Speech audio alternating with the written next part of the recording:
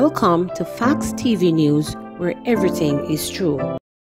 Duncan donates television set to Victoria Jubilee Hospital.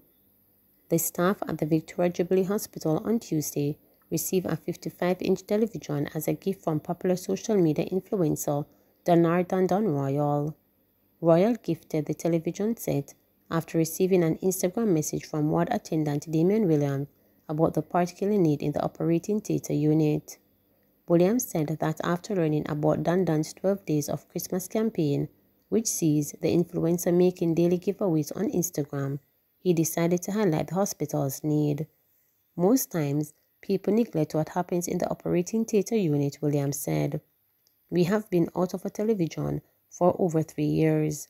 I watch the Life of a King Instagram page regular, so when I heard about the campaign, I said to myself I have to try and reach out to him and see how best we can get a television.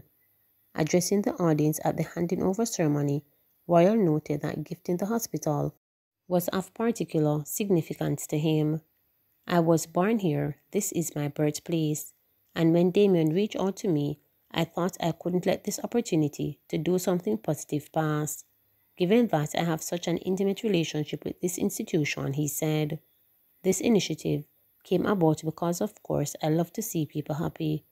We are still in a pandemic which has affected so many areas of society, especially our people and the way they earn. So for me, I wanted to give it back in a very fun and exciting way, and what better way to do it than gifting? It is a sure way to put a smile on people's face, he added.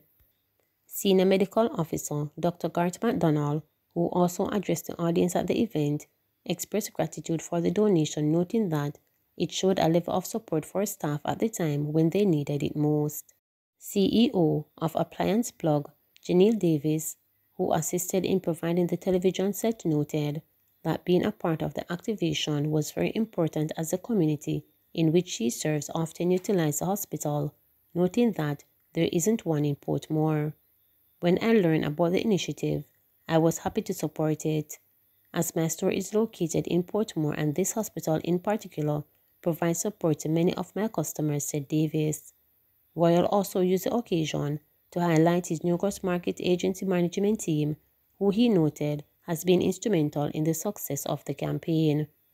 When Duncan came to us about his 12 Days of Christmas, we thought it was a great initiative and very fitting for the true spirit of Christmas. So we got to work and decided to help. We reached out to a few companies and they were very receptive and in alignment with Duncan's brand, said a representative from Lagos. We are grateful for those who immediately jumped on board. Companies like Digital, Singer, Scotiabank and Appliance Plug, added the representative. Duncan's 12 Days of Christmas Give a Day campaign continues until Christmas Day. JMMB John Duncan Foundation shares love at Christmas. The JMMB John Duncan Foundation donated care packages to over 1,100 individuals island-wide with the assistance of JMMB Group team members and in partnership with a wide cross-section of charities. This initiative is part of the JMMB Group Share the Love annual Christmas outreach program, a release stated. Having also supported the PSOJ-led COVID-19 relief efforts, we recognize firsthand the challenges that many individuals have faced and continue to endure as a result of the pandemic. As such, the Foundation has sought to share hope and love in the form of these care packages to the most vulnerable individuals in our communities, like the elderly, shut-ins, and those individuals that have been unemployed for an extended period, resulting in major hardship, stated Kim Muir, CEO of the Foundation. In the true spirit of the season, we want to especially remember to be our brothers and sisters' keeper and share love with each other. The Foundation, therefore, invited our wider team to identify individuals and organizations with a genuine need in every nook and cranny so that we can provide a lifeline for those individuals and give them a glimmer of hope, she said. The 1,100 packages, valued at over 4.5 million, were stuffed with a variety of food supplies and Christmas cake to provide a meal to a small family a week. The Foundation head noted, as we empower our team to touch the lives of those vulnerable individuals, by participation in the Share the Love initiative. We also hope to cause a ripple effect of kindness and love among our team, thereby building on this outreach program so that they can share love in their own small way in their communities. Meanwhile, Chris Michael Robinson, president of the Kiwanis Club of Young Professionals, Kingston, Jamaica, expressed gratitude to the foundation for the donation, which will be used to offset the club's A Full Plate of Christmas outreach, which is geared to provide support during the Christmas season to some of the most vulnerable students and their families at the Norman Gardens Primary School. Robinson shared several children and their families from the school, which consists of a large population of vulnerable individuals from low socioeconomic circumstances, have been plunged into poverty as a result of unemployment, leaving them in a dire situation, unable to properly satisfy their basic needs. As such, this year, the club wanted to lend support in a more tangible and meaningful way to these children and their families, having previously hosted a Christmas treat for the children in the KYPKJ's Bring Upgrades program. The release added that the JMMB group, through its foundation, actively engages in youth development, nation building, educational initiatives, entrepreneurship, and community outreach.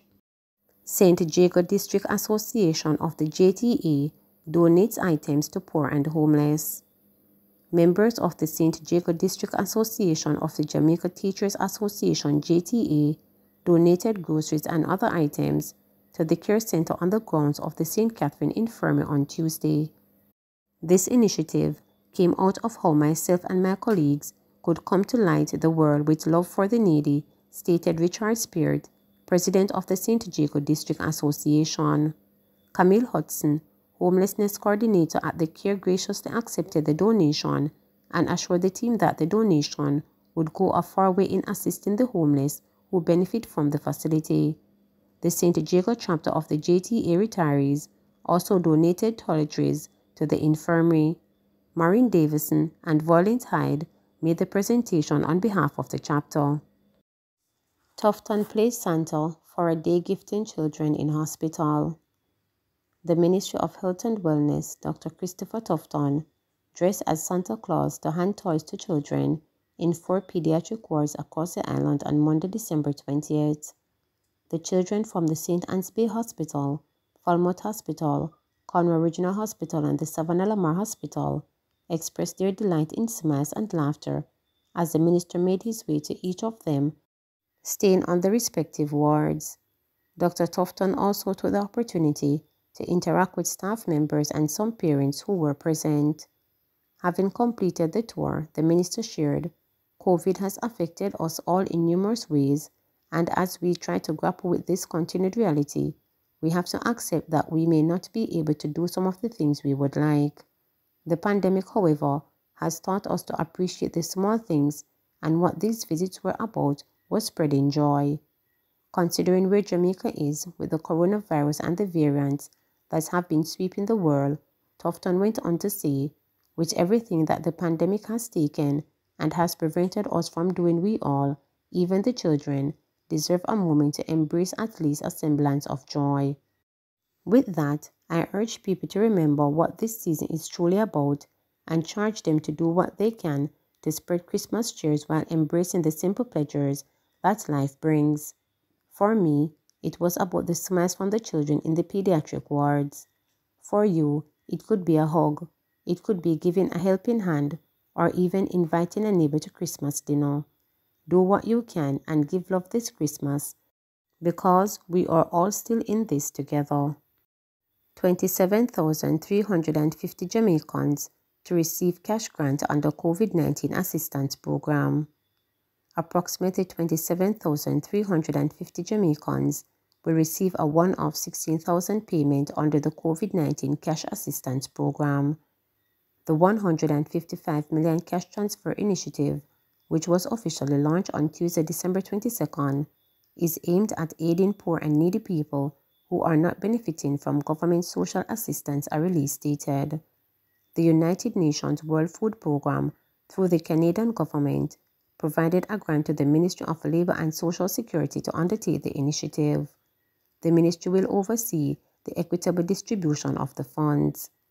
The cash distribution is being facilitated by YP Jamaica Limited through its network of outlets across the island.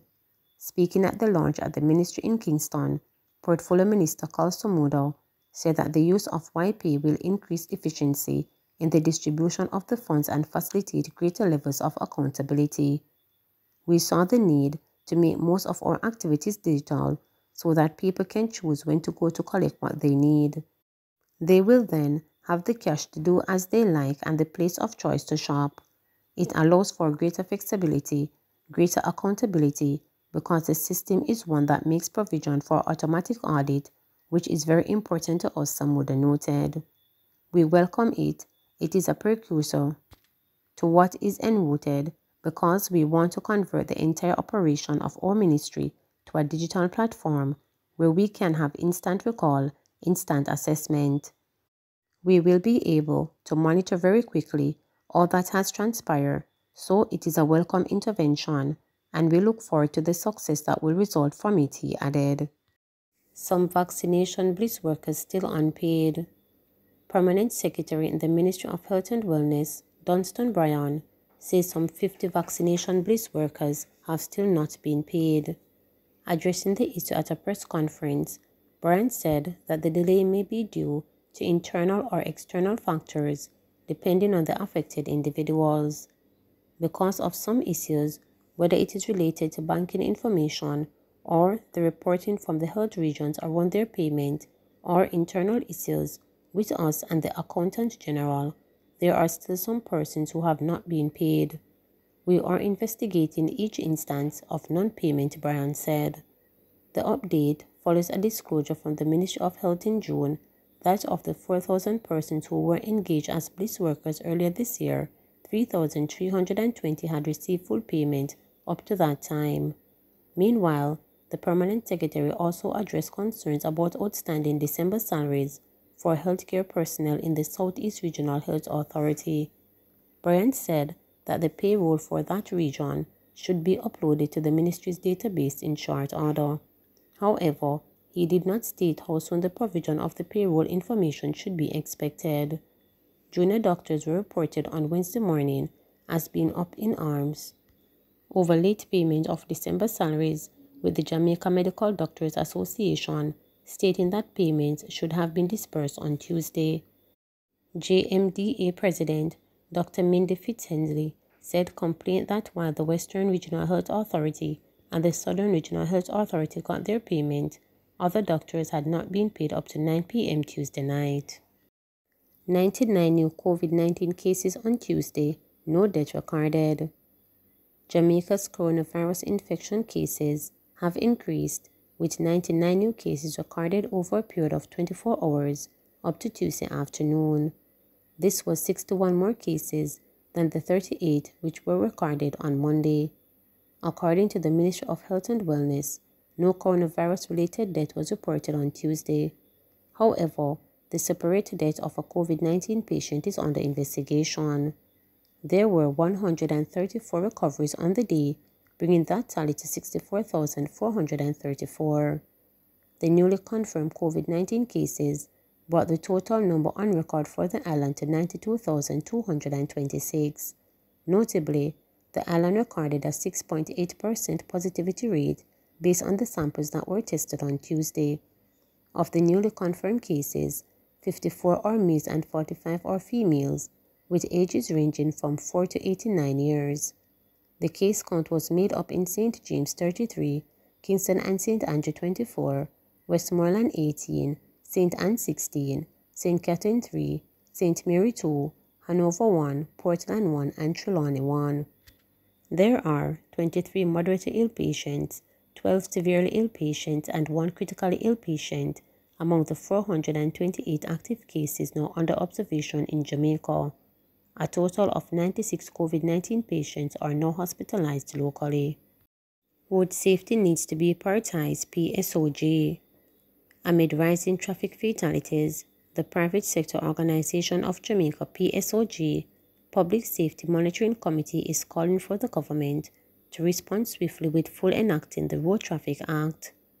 The PSOG said that this renewed call follows the report provided by the Ministry of National Security for the period ending September 2021, which revealed an upward trajectory in the number of road traffic collisions and fatalities.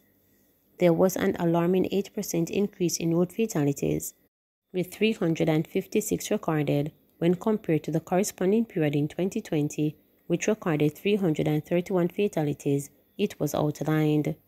This figure, the PSOG said, results in the milestones of a 15% reduction in road traffic collision and fatalities through strict enforcement of traffic laws being completed off track. The PSOG said it firmly believes the Road Traffic Act is a key legislative component in achieving the overall objective of public safety and order. The PSOG continues its call for the Minister of Transport and Mining for formal inclusion of the enabling of the Road Traffic Act as a monitored process within the MOU, even as it noted the failure to meet the targets to reduce road fatalities this year. The various targets by the Road Safety Council, chaired by Prime Minister Andrew Holness, have been frustrated by the failure to conclude the regulations and have their pass in the Houses of Parliament, the PSOG asserted. The organization argued that the government has been capable of prioritizing items on the legislative agenda with urgency, and it believes that it is duty-bound to take decisive action to curb the lawlessness displayed on the nation's road. 3 killed, 2 injured in St. Elizabeth incidents. Police are probing 3 murders following incidents in Phipps Bend and Carisbrooks district in St. Elizabeth between Monday and Tuesday. According to reports from the Police Constabulary Communications Unit (CCU), 2 men and a woman were killed in the incidents. In the first incident, about 1 p.m. on Tuesday, 36-year-old Junior Lambert, otherwise called Purple, was found dead at his home in Phipps Bend district. He was found slumped on his sofa with several gunshot wounds. His hands were also bound. The police theorized that he was shot and killed on Monday night about 11:45 p.m. when residents reported hearing loud explosions in the community. In the second incident, the police say they were called to Carisbrooks district, where the body of 66-year-old Egbert Dixon was discovered in bushes about 3:15 p.m. It is reported that Dixon's relatives became concerned when he did not return from work at his usual time. The police said during further checks, his body was found with multiple chop wounds. In the third incident, the police say about 8:05 p.m., gunmen attacked a group of people who were at a shop in Phipps Bend district. 3 people, 2 women and a man, were shot during the attack. One of the women, 20-year-old Shadona Whitmore, of the same community, was shot in the head and died on the spot. The other 2 people were admitted to hospital. Investigators are encouraging anyone with information that can assist them to contact the Black River Police at 876-965-2026, Crime Stop at 311, the Police 119, or the nearest police station. Please remember to subscribe, like, share, and click the notification bell for daily updates.